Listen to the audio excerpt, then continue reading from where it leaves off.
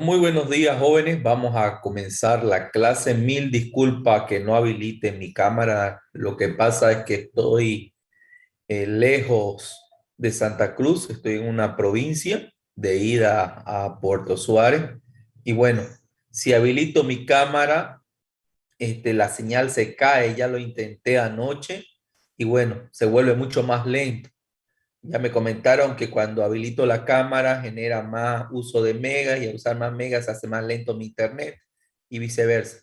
Como no quería perder esta clase, opté por avanzar solo habilitando mi audio para no perder el avance. En ese sentido, vamos a comenzar el avance con esa explicación del caso. Por favor, les pido a todos ustedes que abran su libro de contabilidad 4 en el tema que estamos analizando referente a la unidad 3 que habla sobre sociedad anónima. ¿Se puede ver, por favor? Habiliten su audio. ¿Se puede ver? ¿Me comunican? Sí, se Sí se puede ver. puede ver, Ya, licenciado. Puede ver, licenciado. quedo tranquilo. Ya hay veces que la señal se baja y bueno, pero yo estoy retornando hoy o mañana a Santa Cruz. Así que ya vamos a tener una mejor señal. Bueno, como sabemos, la sociedad anónima dice antecedentes históricos de las sociedades anónimas. Esta es una de las sociedades más complejas que existen dentro de nuestra área profesional. ¿Por qué? Por el tamaño de la misma, los capitales que se manejan y sobre todo la legislación que la rige. Las anteriores sociedades que hemos observado nosotros, sociedades colectivas, sociedades comunitarias y SRL, como ustedes recuerdan, tenían 15, 20 artículos. Esta sociedad casi tiene 200 y lo vamos a ver. La mayoría de los tratadistas no pueden precisar el origen histórico de las sociedades anónimas. Algunos consideran que ya existió en la antigua Roma. Otros lo remontan a la Edad Media, como el establecimiento de montes de piedad, que eran entendidas que se encargaban de otorgar créditos para para que querían dinero para subvenir sus necesidades. Vamos a habilitar a sus compañeros, van a disculpar, me sale todo el tiempo.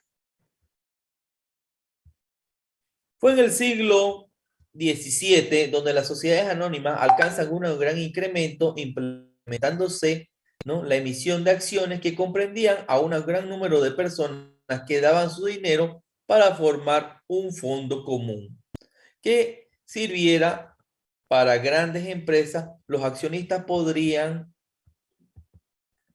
o no tomar parte de las labores de la compañía.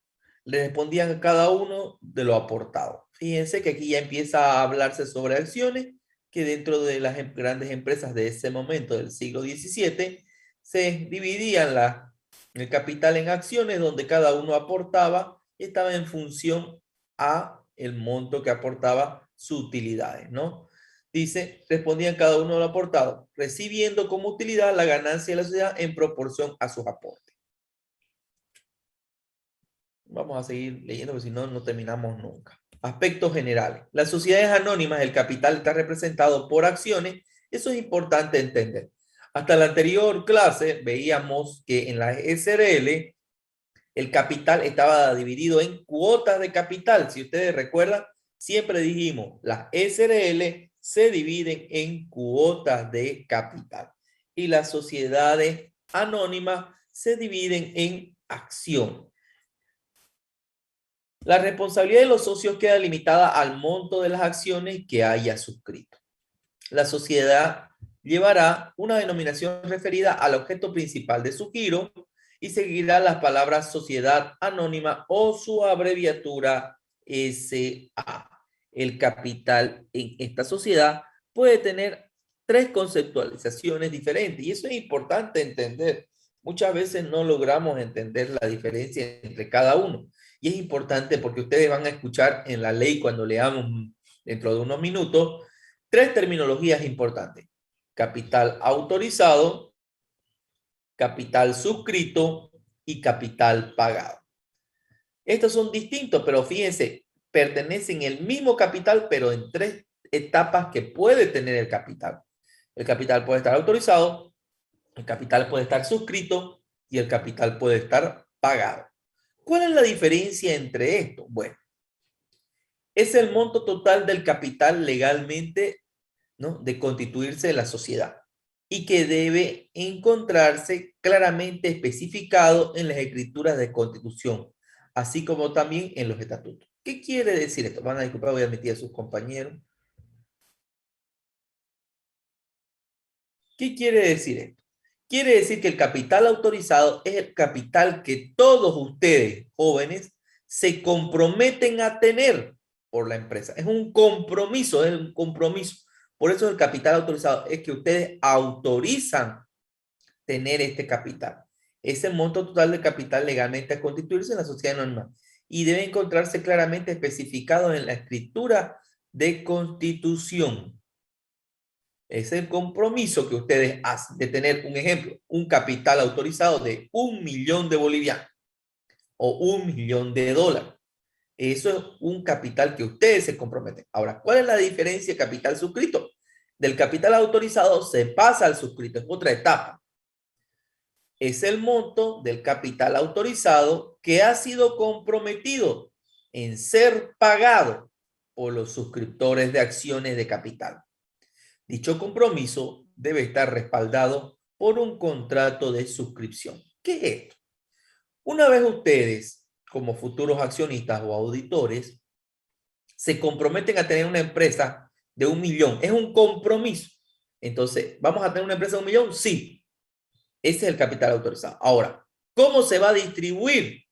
Ese es otro cantar. Fíjense qué nos dice que el capital suscrito es el monto del capital autorizado. Quiere decir que, ejemplo, Villagómez va a tener, voy a ver los nombres, Villagómez va a tener el 20%, Pérez va a tener el 30%, ¿no? Flores va a tener el 15%, y así, es la distribución. Y capital autorizado es donde todos nos comprometemos a tener y está escrito en la Constitución. El capital suscrito es la distribución, sin importar si está pagado o no. Es distribuir, quiere decir. Es el monto del capital autorizado que ha sido comprometido en ser pagado. Entonces, el suscrito no quiere decir que está pagado, está distribuido, comprometido por los suscriptores de acciones del capital. Dicho compromiso debe estar respaldado por un contrato de suscripción. Es decir, firma un contrato de que se hace acreedor de las acciones que han sido salidas del capital autorizado. Ahora, la otra fase que nos habla del capital suscrito es el capital pagado. El capital pagado, ¿qué quiere decir? Es el monto del capital que ha sido pagado por los suscriptores de acción. También constituye el capital pagado el monto de las acciones vendidas sin suscripción previa. Es el monto del capital que ha sido pagado, es decir, lo que suscribió Villagómez lo paga. ¿Ya? Lo que suscribió Pérez lo paga. Por los suscriptores de acciones también constituye el capital pagado el monto de las acciones vendidas sin suscripción previa. Hasta aquí, ¿alguien tuviera alguna duda sobre estos tres tipos de capitales, por favor? ¿Consultas?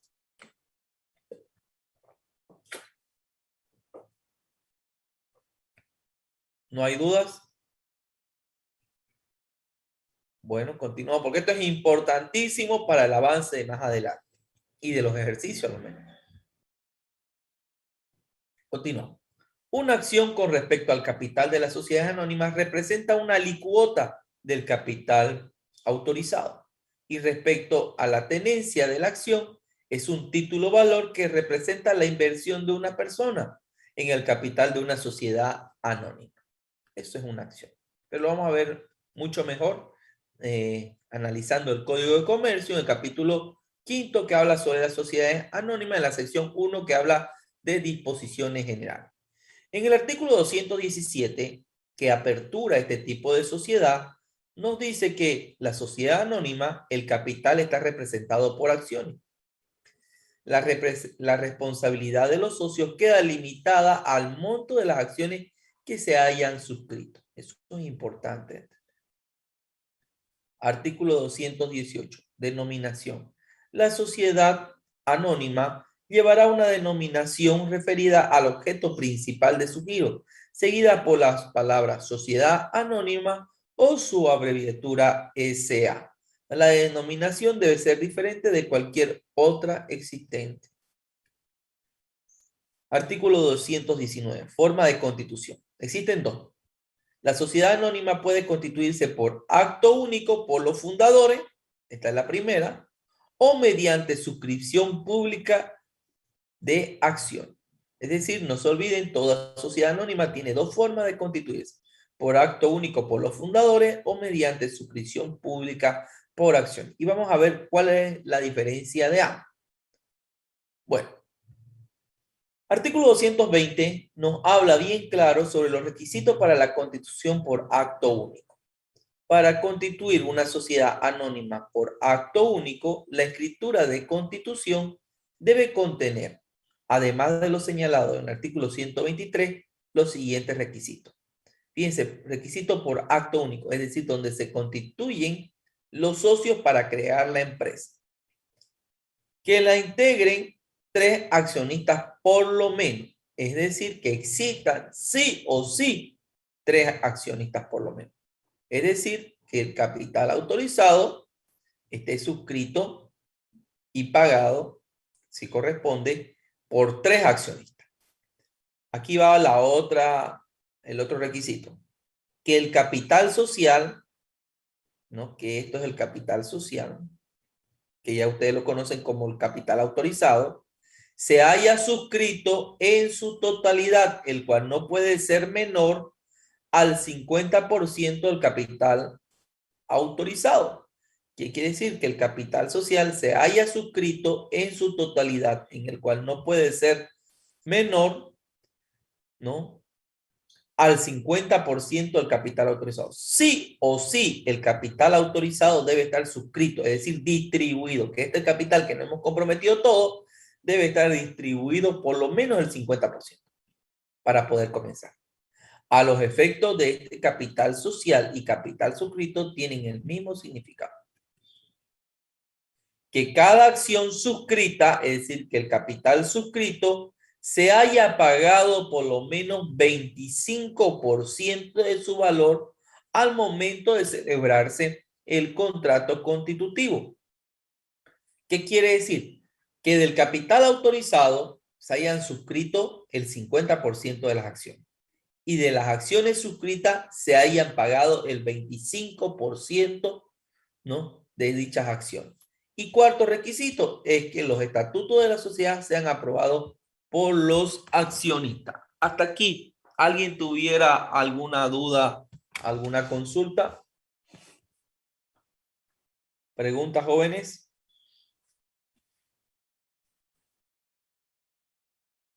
¿No hay? Continuamos. Aportaciones en dinero.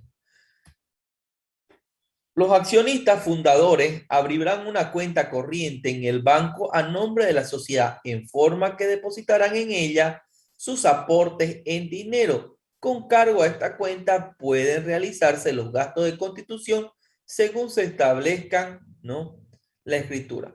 Es decir, los aportes de dinero sí o sí tienen que llevarse a una entidad financiera. Aquí dice, los accionistas fundadores abrirán una cuenta corriente en el banco. En las sociedades anónimas no podemos comenzar ya con una cuenta caja, porque fíjense, en el balance muchas veces podemos poner caja, luego aportan bienes, luego activo fijo, contra patrimonio, ¿sí o no? Para hacer un balance inicial. Pero ¿qué pasa en la sociedad anónima? No puede venir la cuenta caja porque en el artículo 221 establece bien claro que los accionistas fundadores abrirán una cuenta corriente en el banco a nombre de la sociedad, ¿no? Entonces, cuando ustedes, auditores, vean un balance de una sociedad anónima, cuando aperturen su empresa con la cuenta caja, ya es objeto de observación porque no cumple el artículo 221 de la sociedad anónima que establece que ese tipo de sociedades deben todo el dinero ser depositado a su cuenta corriente. Artículo 222.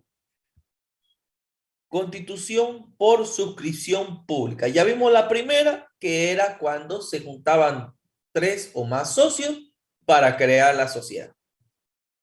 Este es otro tipo de constitución. La primera es por acto único y la segunda es por constitución por suscripción.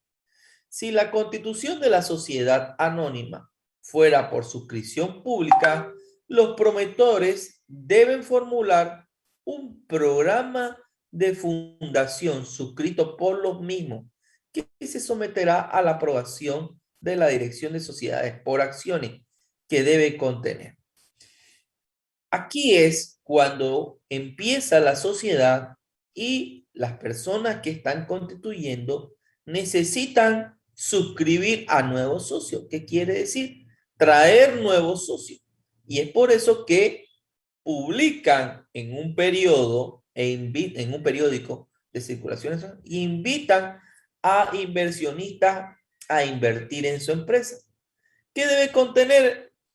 No, el nombre, estado civil y nacionalidad y domicilio de los promotores, que son obviamente los que están promoviendo la empresa, ¿no? Clase y valor de las acciones emitir, número de accionistas correspondiente de acciones a los promotores, proyecto de estatuto, venta o beneficios actuales de los promotores, bueno, y todos estos datos que corresponden a la suscripción. También debe haber una aprobación del programa para ofrecer al público en suscripciones por acciones. Para ofrecer al público la suscripción de acciones debe obtenerse de la Dirección de Sociedades Anónimas previo al cumplimiento de disposiciones legales y reglamentarias. La aprobación de un programa de fundación y autorización para su publicidad. ¿Qué quiere decir esto? Que se debe tramitar ante la Dirección de Sociedades por Acciones, ¿no? El cumplimiento de un programa de fundación y autorización para la publicación y publicidad de nuestra empresa para que la gente invierta en la misma, ¿no? De qué se trata la empresa, qué se va a desarrollar, cuál es su rubro, cuál es su objeto. También se tiene que ver cómo está el mercado, con qué máquina vamos a contar, es decir, mostrar parte interna de la sociedad que se quiere tener. Bueno, esto lo vamos a obviar porque si no, no vamos a terminar nunca. Artículo 225. Jóvenes, esta sociedad es muy larga y por eso yo me voy a saltar algunos artículos, pero no quiere decir que si yo no los leo, no entran al examen. Igual entran al examen, pero háganme el favor de leerlo porque si no será muy difícil, ¿no? Muy difícil entender todo. Artículo 225. Depósito de suscripción en dinero. Los aportes en dinero deben ser depositados al banco designado para recibir la suscripción. Ya eso ya sabemos, nos lo habían leído en el anterior artículo 221. Aportes de bienes y fideicomiso. Esto es muy interesante.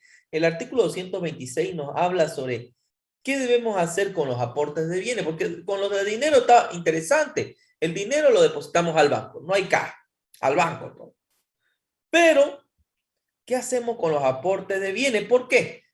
Fíjense por qué es tan cuidadosa esta sociedad. Porque si ustedes recuerdan, la sociedad SRL, ¿cuántos socios mínimos tiene? A ver, habilite su micrófono. ¿Quién recuerda? ¿Cuántos socios mínimos? De 2 a 25. De 2 a 25 es clarísimo.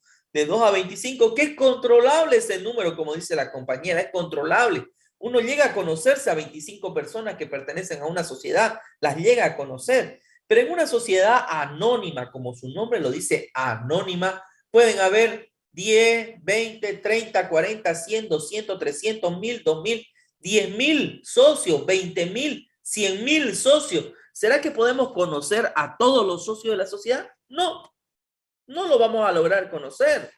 E inclusive algunos accionistas no quieren ser conocidos. No quieren que nadie sepa quién es. ¿Ya? Entonces, este tipo de sociedad es para aquella persona que tiene dinero. Y hay dos formas. Socios nominativos, ya que lo vamos a leer más un rato, que son los que les gusta que la gente lo conozca, y otros socios que son al portador. otras acciones, que nadie va a saber quién es dueño y quién es propietario de ese pedazo de capital. Nadie. Entonces, en ese sentido, como aquí puede haber 10,000, 20,000, 100,000 socios, 1,000,000 de socios, entonces, ¿cómo se actúa? Aquí le damos... Aquí no frío. Van a disculpar. ¿Se acordaron? Entonces, como hay tantos socios y uno no sabe a quién entregar la documentación, el banco actúa como fideicomisario. Los aportes de bienes que no fueran en dinero se integrarán a la sociedad una vez constituida esta. Entre tanto, serán entregados en fideicomiso al banco.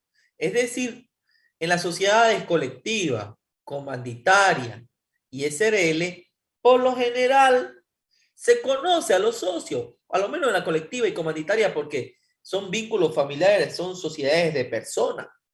Pero en una sociedad anónima, que no es una sociedad de personas, que es una sociedad de capital, no se logra conocer a todos. Y al no lograr conocer a todos, desconfías de todos. En ese sentido, obviamente, la desconfianza es muy grande y el único agente de confianza que creo que tenemos todos es el banco, porque se ha ganado la confianza de todos nosotros. En ese sentido, el banco actúa de fideicomisario. ¿Qué quiere decir esto? De agente de retención y de custodia.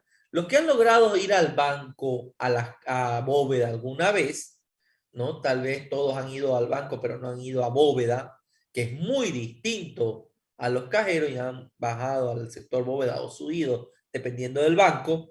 Han visto que hay como unos casilleros en Bóveda, como unos casilleros, como roperos grandes, pero divididos en casilleros. Y ahí en cada casillero, por lo general, las empresas alquilan ese espacio del casillero para actuar, ¿no? El banco como fideicomisario de los títulos, ¿no? De los títulos que corresponden a los aportes de bienes que realizan los accionistas para constituir en esa sociedad. Y el banco lo retiene y son entregados, ¿no? Para su custodia. ¿Alguna pregunta hasta aquí, jóvenes? Entonces los aportes de bienes son guardados también por el banco. Lisa, buen día. Disculpe, ¿a quién se le entrega? Al banco. Al banco va a actuar como fideicomisario. Se abre una cuenta, se alquila un espacio y el banco va a ser el tenedor. ¿El banco a quién se lo puede entregar? ¿Quién puede ir A al la banco? junta de accionistas, después, ahorita vamos a leer a la junta de accionistas que se cree. Una vez se crea la junta de accionistas, ¿no? Y se crea un directorio, ese directorio va a tener, ¿no? El manejo del mismo. No todos los accionistas, solo la junta, pero previa elección. ¿Alguna otra pregunta? ¿Consultas?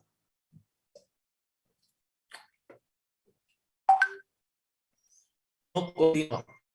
Artículo 229. Convocatoria a Junta General. Una vez suscrito el capital requerido en el programa, los promotores convocarán a la Junta General constitutiva que se celebrará con la presencia del representante del banco interviniente. ¿Por qué? Porque el representante del banco interviniente, fíjense que en las anteriores sociedades, en las colectivas, comanditarias, SRL, para celebrar una junta general cuando leíamos, no era necesario que esté un representante del banco, aquí sí. ¿Por qué? Porque el representante del banco actúa como fideicomisario, agente de retención, ¿no? De la documentación correspondiente a qué? A todos los bienes que han aportado los socios.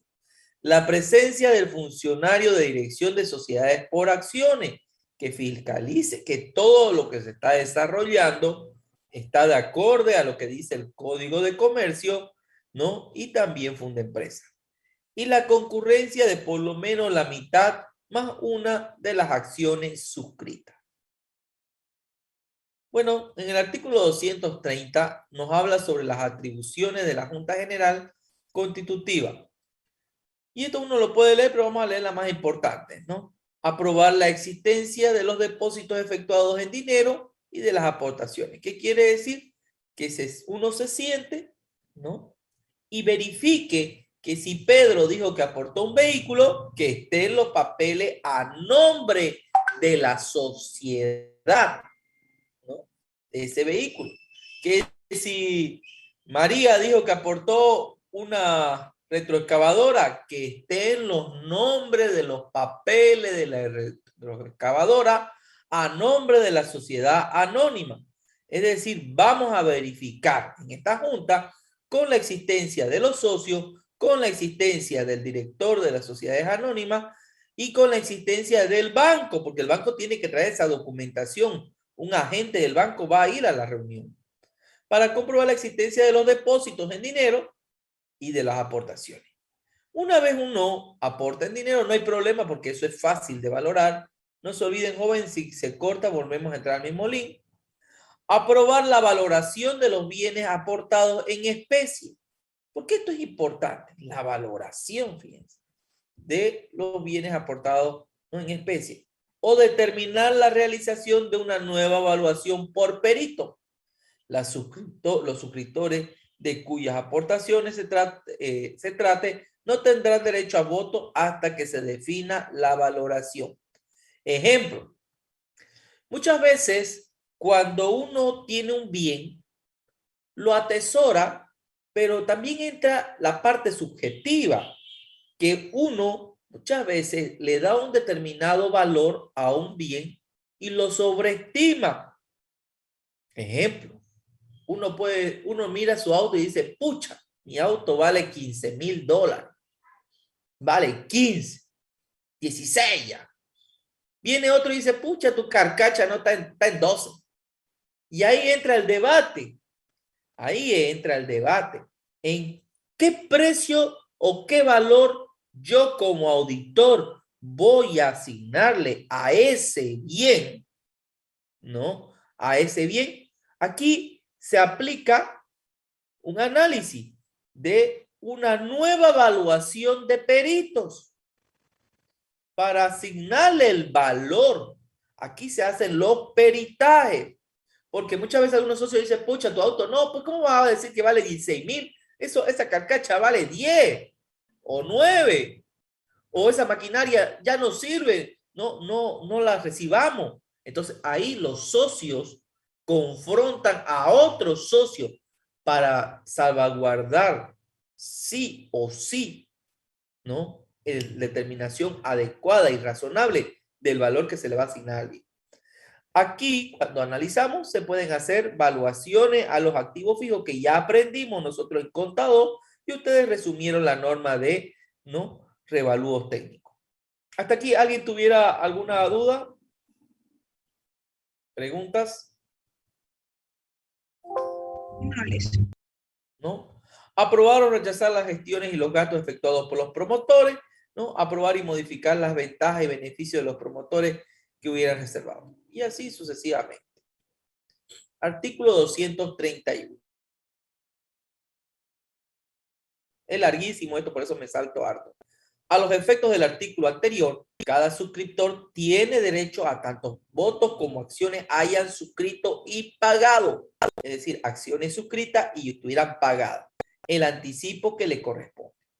Las decisiones se adoptarán por la mayoría de los suscriptores presentes que representen no menos de la tercera parte del capital suscrito con derecho a voto, sin lugar a estipulaciones distintas. ¿Qué se considera un socio fundador? Son fundadores de la sociedad anónima ¿quiénes? Las personas que otorguen, ¿no?, la escritura de constitución de la sociedad cuando se efectúe el acto único. ¿Qué quiere decir esto? Aquellas personas que crean la empresa desde el inicio se lo denomina fundadores. ¿Y por qué es bueno denominarse fundadores? Porque hay beneficios. Sí, hay beneficios más adelante.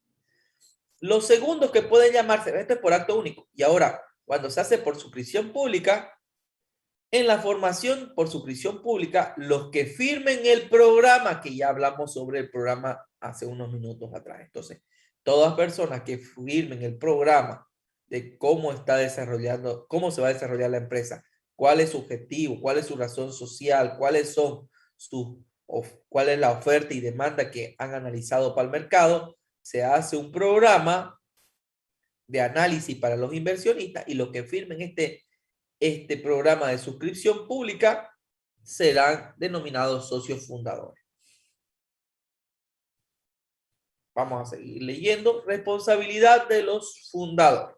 Los fundadores responden ilimitada y solidariamente por las obligaciones contraídas para la constitución y formación de la sociedad. Fíjense que aquí, cuando ustedes siempre saben y analizan una sociedad anónima, por lo general, ustedes dicen es una sociedad anónima y su responsabilidad es limitada. Por lo general uno dice, su responsabilidad es limitada. ¿Por qué es limitada? Porque solamente está limitada hasta el monto de sus aportaciones. Pero esto al ser una sociedad anónima y usted al ser un socio fundador, al inicio los fundadores responden ilimitadamente. Por eso hay un riesgo de ser socio fundador. Y solidariamente por las obligaciones contraídas para la constitución y formación de la sociedad, inclusive de los gastos y comisiones de los bancos fideicomisarios, aún en el caso de haber fracasado el programa. Constituida la sociedad, esta asume las obligaciones contraídas legítimamente por los fundadores y reembolsándole los gastos efectuados previa aprobación de la Junta General. ¿Qué quiere decir? Que estos socios fundadores, como están comenzando la sociedad, al inicio su responsabilidad es ilimitada y solidaria por las obligaciones contraídas. Es decir, ellos se endeudan y no crean la empresa. Ellos mismos pierden su plata. Eso quiere decir. Si ellos crean, son 5 o 6 personas que invierten en la constitución, pagan a un contador, pagan a un abogado, pagan a un notario para que les cree la empresa, a un publicista para que vaya haciendo la publicidad, les cree el logo, todo eso, y invierten dinero, ese dinero, si no llega a ponerse en puesta en marcha la sociedad, su responsabilidad es ilimitada, pierden todo lo que han puesto. Pero si una vez funciona la sociedad, fíjense, constituida la sociedad, esta asume las obligaciones contraídas legalmente por los fundadores, reembolsándole, se les va a devolver los gastos efectuados previa aprobación por los demás socios en la Junta General. Bueno, eso es parte de los riesgos de ser un socio fundador, ¿no? Ahora, beneficio para los promotores y fundadores. Los promotores y fundadores no pueden recibir ningún beneficio que disminuya el capital social. Eso está claro. Ningún beneficio que vaya a disminuir el capital social. Cualquier pacto en lo contrario es nulo. La retribución que se conceda a los promotores y fundadores de las sociedades, ¿no? De las sociedades son los siguientes. De las utilidades anuales no excederán en ningún caso del 10%. Aquí está clarísimo, fíjense.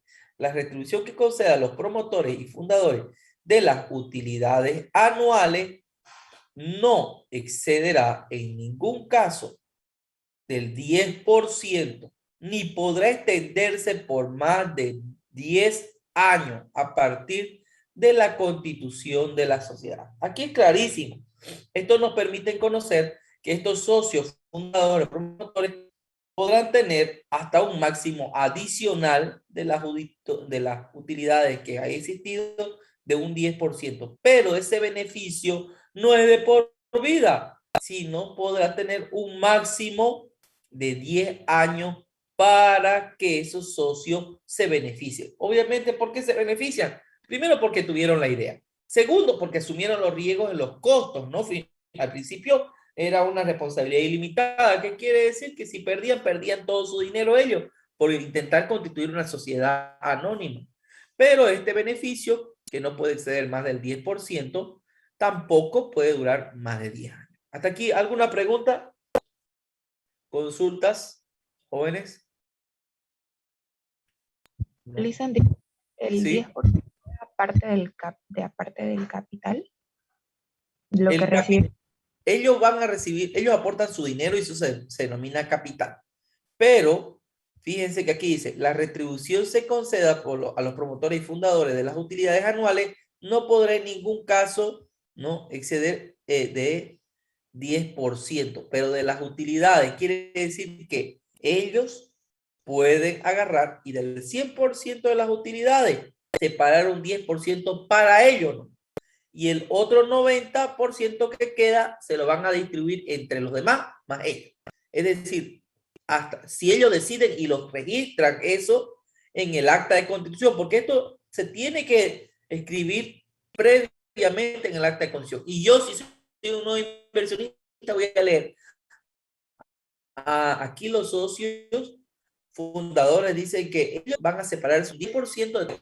Acepto que acepto entrar, ok, no hay problema. Reconozco que ellos arriesgan. Bueno, continuamos entonces el avance. Hablábamos sobre que se puede obtener hasta el 10% de las utilidades adicionales, pero no podrá exceder un plazo de 10 años, como veíamos hablar. Luego vamos a ver... Dicen una consulta. ¿sí? Ahí el 10% se lo distribuye, por ejemplo, si son 4 socios al inicio, ese 10% se lo No, divide ese entre los 4 o 10%, 10% para si, cada si uno. le pone 10% para cada uno y son 4, son 40%. La ley establece que hasta un 10%, entonces ese 10% se debe dividir entre 4. Ah, ya, eso, gracias. ¿Ya? Y lo demás se vuelve a distribuir entre todos los socios más esos 4. ¿Ya? ¿Alguna otra pregunta referente a eso? Artículo 238. Concepto y valor nominal. El capital social está dividido en acciones de igual valor. Tiene un valor nominal de 100 pesos bolivianos o múltiplos de 100. 239. Títulos o certificados provisionales. Los títulos pueden representar una o más acciones y ser nominativo y al portador. Y esto lo íbamos hablando.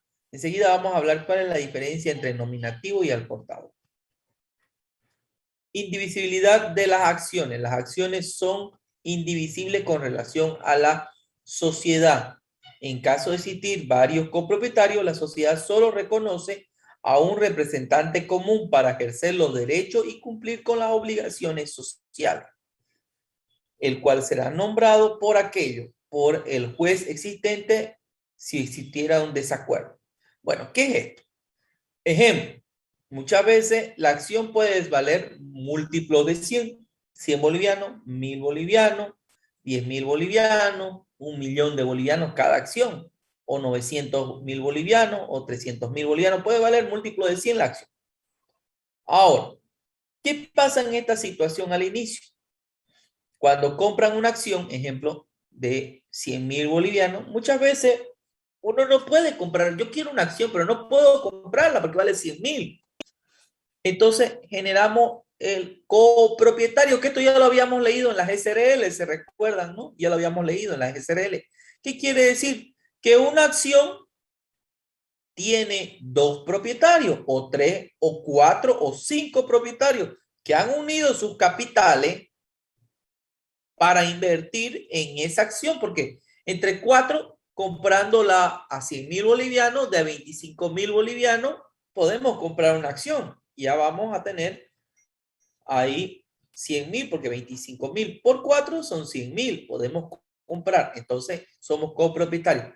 Pero lo que no puede existir es que como hay una acción y somos copropietarios, los 4 vayamos a votar a la Junta General. No, eso no puede pasar, porque la sociedad solo reconoce al representante común para ejercer los derechos y cumplir las obligaciones sociales, el cual será nombrado por aquellos, es decir, por los copropietarios. ¿Ya? Eso quiere decir. Emisión de acciones al portador.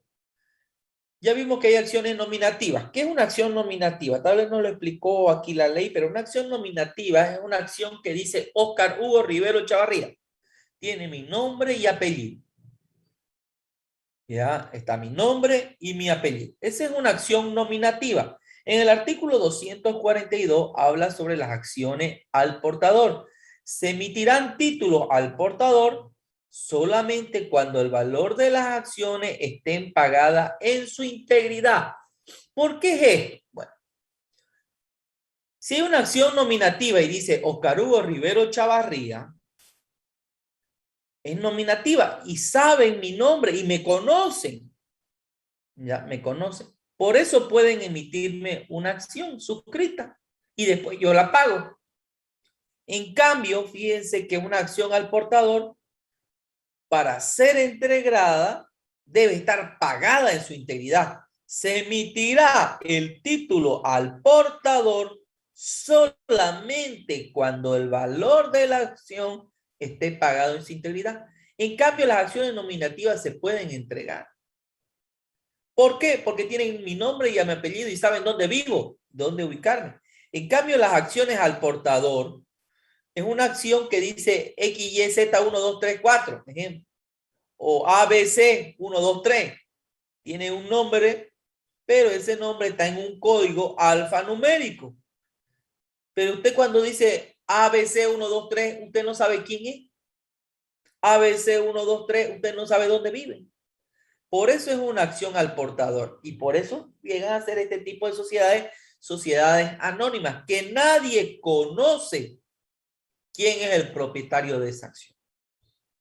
Y obviamente para entregarle esa acción debe estar pagada, porque imagínense que ustedes se la entreguen antes y después ustedes no saben dónde se fue, dónde de ir a cobrarle.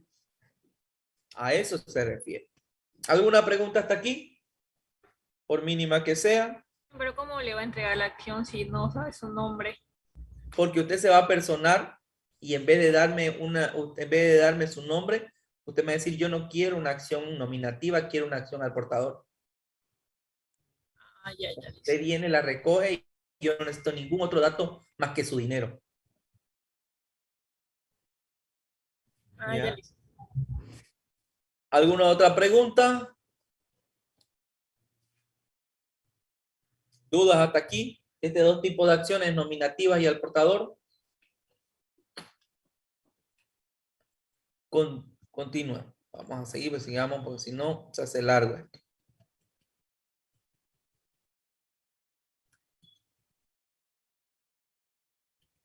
Vamos a saltarnos, porque si no, no terminamos. Inscripción de acciones. La sociedad considera como dueños de los accionistas nominativas a quien aparezca inscrito como tal en el título. Como yo le decía, nominativa quiere decir que esté en el título, es decir, en la acción Óscar Hugo Rivero Chavarría. La sociedad considera como dueño de la acción nominativa a quien aparezca inscrito como tal en el título y en el registro de las acciones.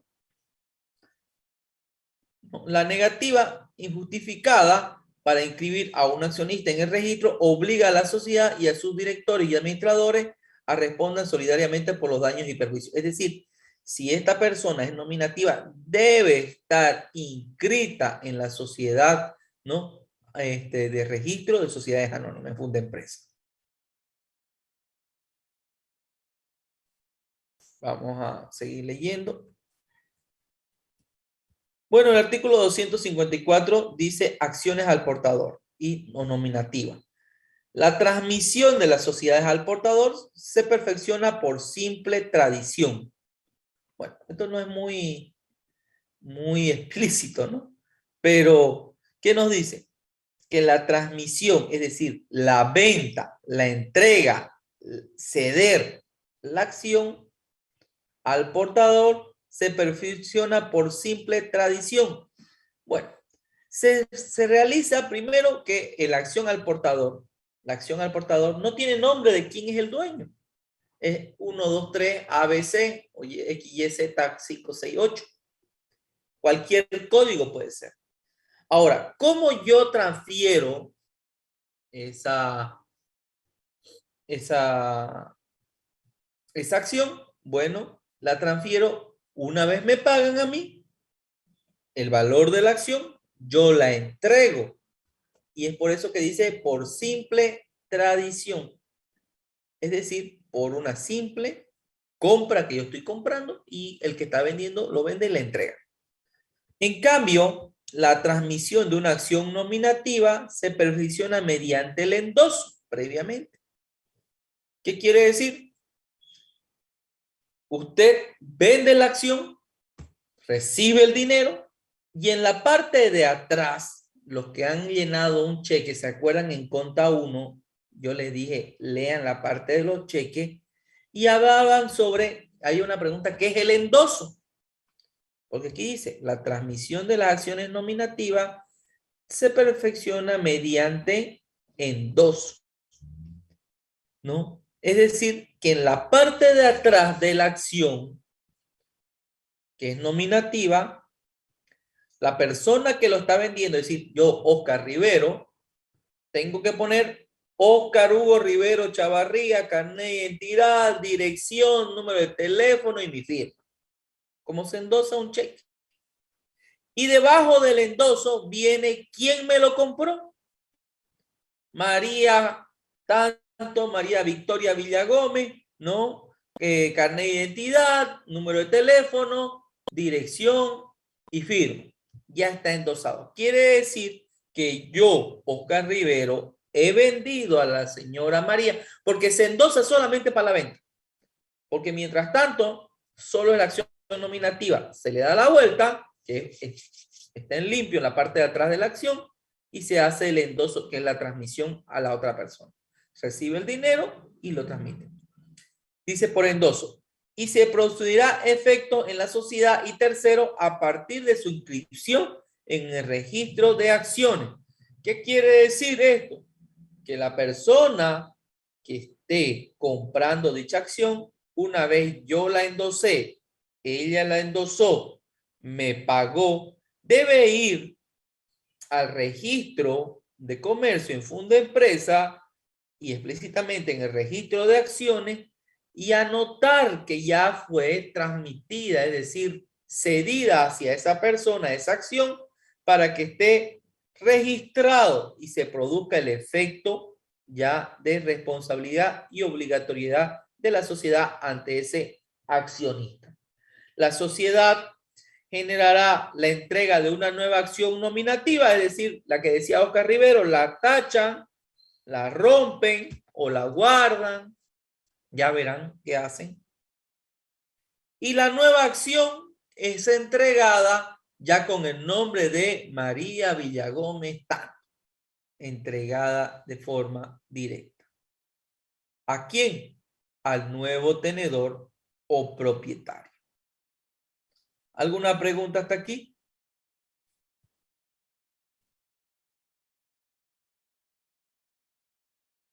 Derecho preferente. Artículo 255. Los accionistas tienen derecho preferente para suscribir nuevas acciones en proporción al número que posean. La sociedad hará el ofrecimiento mediante aviso en un órgano de prensa de circulación nacional por 3 días consecutivos. Los accionistas pueden ejercer su derecho preferente dentro del plazo de 30 días, computados desde la fecha de la última publicación, si los estatutos no prevén un plazo mayor. Es decir, fíjense, los accionistas tienen derecho preferente a suscribir nuevas acciones en proporción al número que poseen. Esto es con el objeto de que los accionistas no se peleen, no se discutan o no exista algún problema entre ellos. Es decir, si la sociedad va a incrementar su capital, cada accionista, ejemplo, Fernando era dueño del 30% de las acciones, del total de las acciones, y se lanza un nuevo monto, él puede acceder hasta el 30% del nuevo capital. María tiene el 10, puede adquirir hasta el 10% de las nuevas acciones. Los accionistas tienen derecho preferente para suscribir nuevas acciones en proporción proporción al número que posean. Eso es lo que quiere decir. La sociedad hará el ofrecimiento mediante un aviso en un órgano de prensa de circulación nacional por 3 días consecutivos.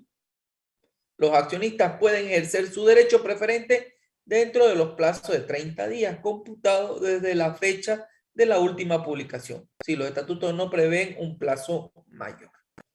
¿Alguna pregunta hasta aquí? ¿Dudas? Licenciado, ¿la sociedad, quiénes de la sociedad están encargados de hacer ese ofrecimiento o es entre todos? Por lo general, cuando se va a aumentar el capital, previo a eso ha existido una Junta General de Accionistas. Antes que se vaya a aumentar, primero todos se tuvieron que haber reunido, o la mayoría, para decir que necesitan aumentar el capital. ¿Por qué necesitan aumentar el capital? Porque necesitan más liquidez para comprar maquinarias, para seguir invirtiendo en inventario y para expandir la empresa. Por eso se genera un nuevo aumento de accionistas para seguir creciendo. En ese sentido, en esa Junta General se da a conocer, pero muchas veces no van todos los socios. Y al no ir todos los socios, hay que avisarle a través de un órgano de prensa de circulación nacional. Porque para mí es fácil comunicarme con las acciones nominativas porque tengo su nombre y apellido y hasta teléfono y dirección, les puedo llamar. Pero ¿y las acciones al portador? ¿Cómo lo llamo? ¿Cómo les aviso? ¿Cómo les escribo? Por ahí está en Nueva York, por ahí está en Francia, por ahí está en China. Entonces, lo que establece la ley, como yo debo avisar a todos, es que el ofrecimiento se hará a través de un órgano de prensa de circulación nacional por 3 días consecutivos.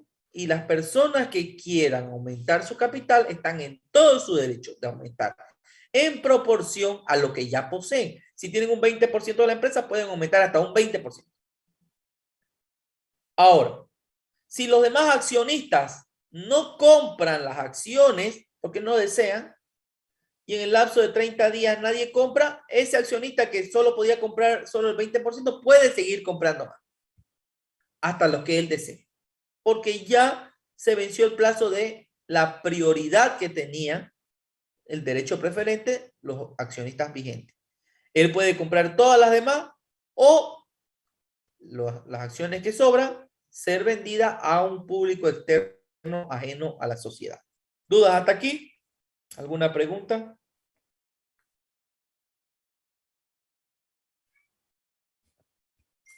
Continúa.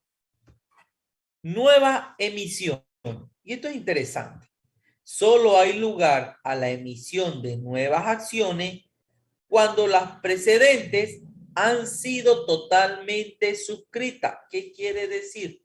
No vamos a aumentar nuevas acciones si tenemos acciones sin suscribir. ¿Qué quiere decir? Sin que exista un dueño sobre esas acciones. Sin que hayan sido comprometidas esas acciones. Entonces, ¿qué nos dice?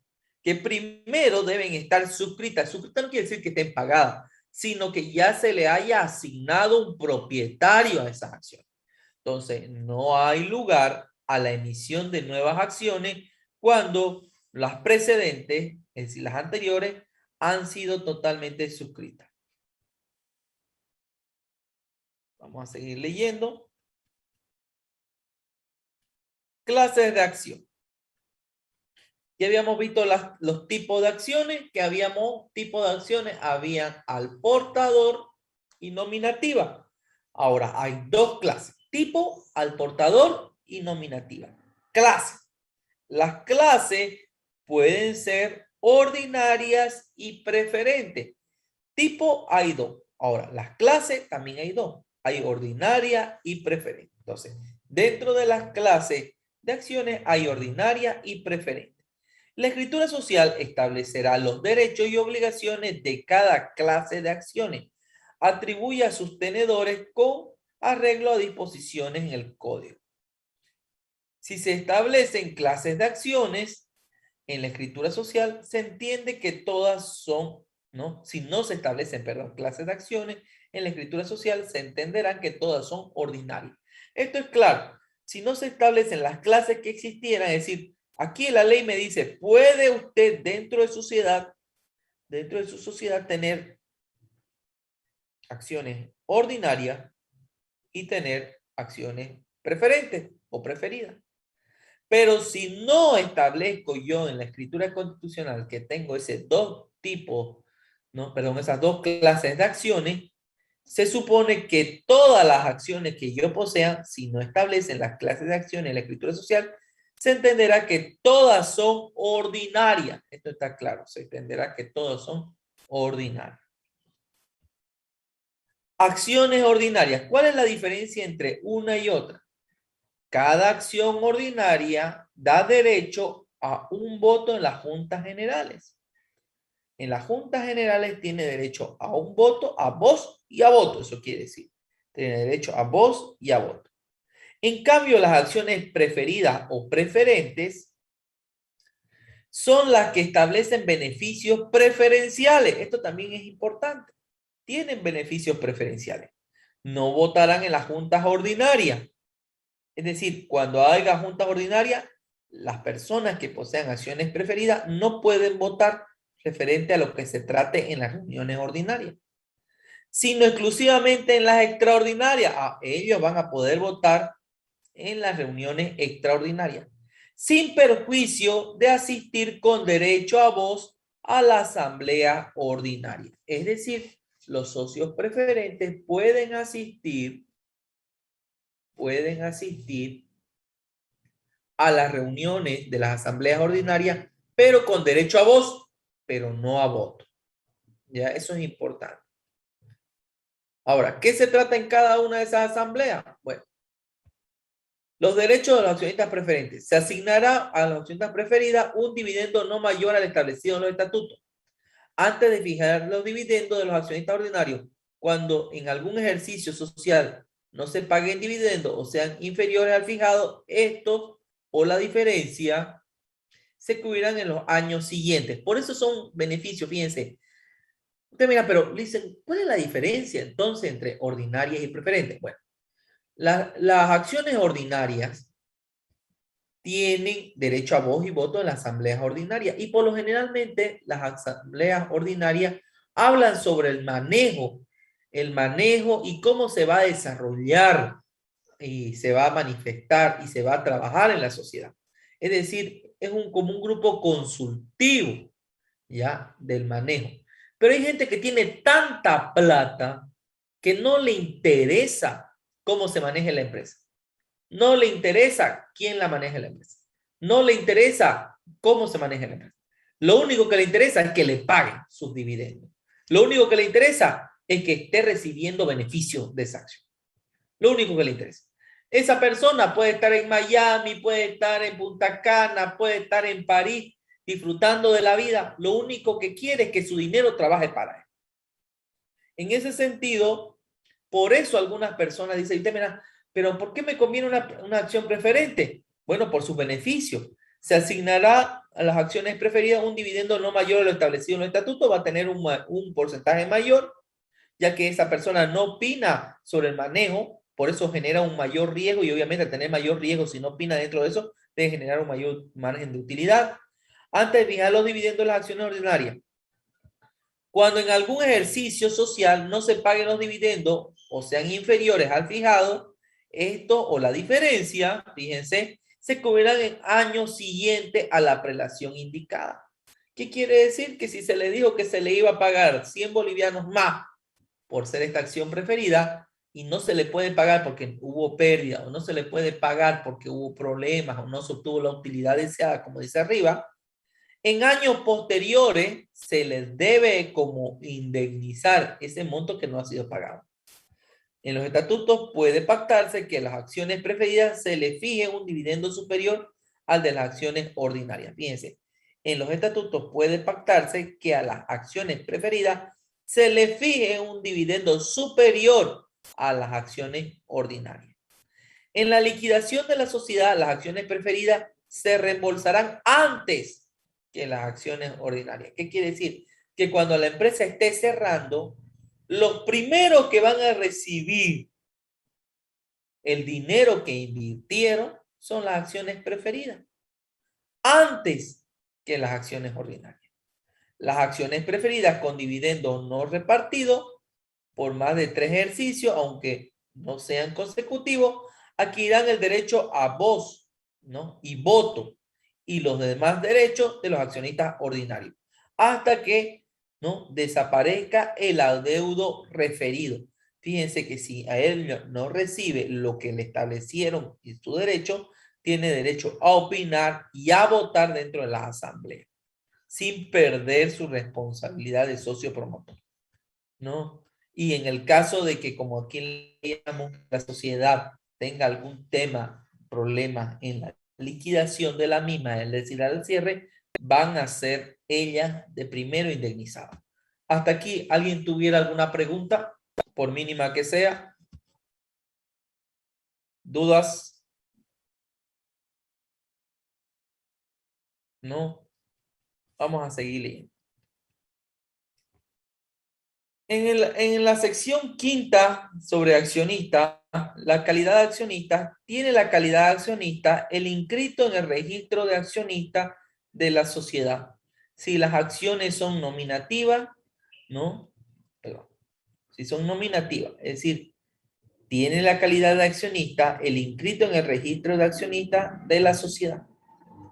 Si las acciones son nominativas, y el tenedor si son al portador. Es decir, es accionista aquella persona que tiene una acción nominativa y esté inscrita en el registro de accionistas, porque es nominativa, se conoce su nombre y apellido. Y es accionista si la acción es al portador y la tiene. Si es al portador y yo la tengo en mis manos, yo soy accionista. ¿Eso qué quiere decir? ¿Alguna pregunta hasta ahí? Derechos de los accionistas. Son derechos fundamentales de los accionistas, ¿no? Lo siguiente: intervenir en las juntas generales con derecho a voz y voto correspondiente a una acción ordinaria, ¿no? Ingresar a los órganos electivos y de administración y fiscalización si yo lo desea, participación en las utilidades de las sociedades, participar en las mismas condiciones establecidas en el inciso anterior que habla de el tema de las utilidades y en su caso en la liquidación. Gozar de preferencia para la suscripción de nuevas acciones, es decir, si se quiere incrementar el valor o hacer crecer la empresa, tendrán que gozar de la preferencia por suscribir, es decir, pedir que sean nuevas acciones a nombre de esa persona. Artículo 270, distribución de utilidades y derechos de crédito. Sé que esto es moroso y es una lectura aburrida, pero hay que hacerlo porque es para entender la parte normativa y luego extrapolarlo a la parte práctica, sí o sí. Y es largo, yo sé que ya venimos leyendo bastante. Distribución de utilidades y derechos de crédito.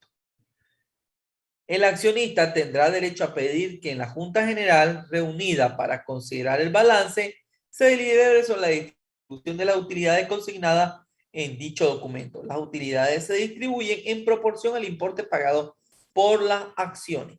La aprobación de la distribución de las utilidades por la Junta General de Accionistas confiere al accionista un derecho al crédito para cobrar a la sociedad los dividendos que corresponden. Los dividendos serán pagados en dinero, salvo que el accionista admita el pago en otros bienes.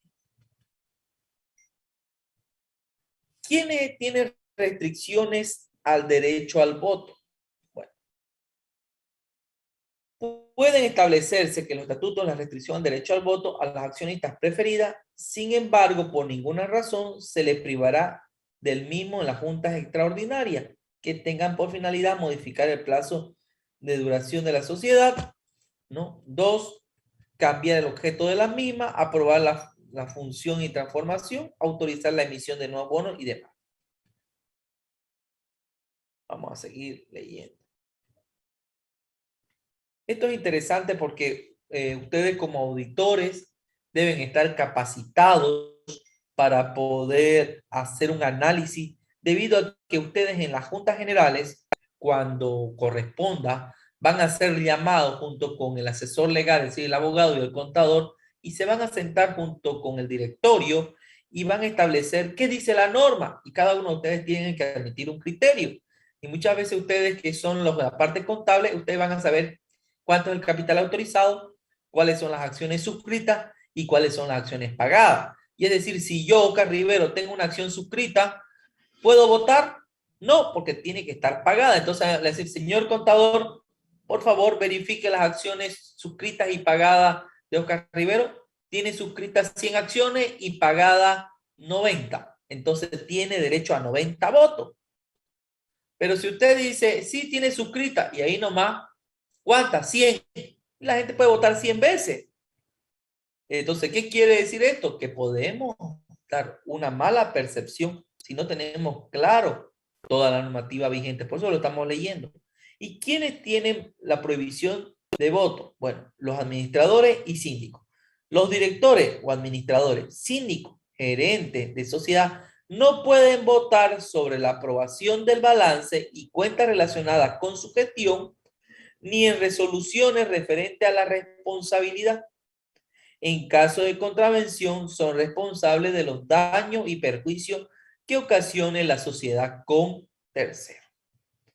Entonces, ¿qué quiere decir esto? Que si hay un accionista que es un administrativo, si es un accionista que es un síndico, si es un accionista que también, aparte de ser accionista, es gerente de la sociedad, no puede votar sobre la aprobación del balance porque no va a votar sobre lo que él ha hecho. No puede ser juez y parte. Y las cuentas relacionadas con su gestión, ni en resoluciones referentes a su responsabilidad. En caso de contravención, son responsables de los daños y perjuicios que ocasione dicha sociedad. Bueno, jóvenes, hasta aquí vamos a quedar. Ya, lo voy a subrayar aquí. Ya nos falta poco. Nos falta poco porque es cansador la parte teórica y ya más un rato vamos a entrar a la práctica y no corresponde. Pero no quiero pasar esto sin hablar con ustedes. Nosotros habíamos establecido que el examen se hacía inmediatamente después de suspendido el bloqueo. Bueno, se suspendió el bloqueo. Lastimosamente, yo no estoy en Santa Cruz y me es difícil llegar.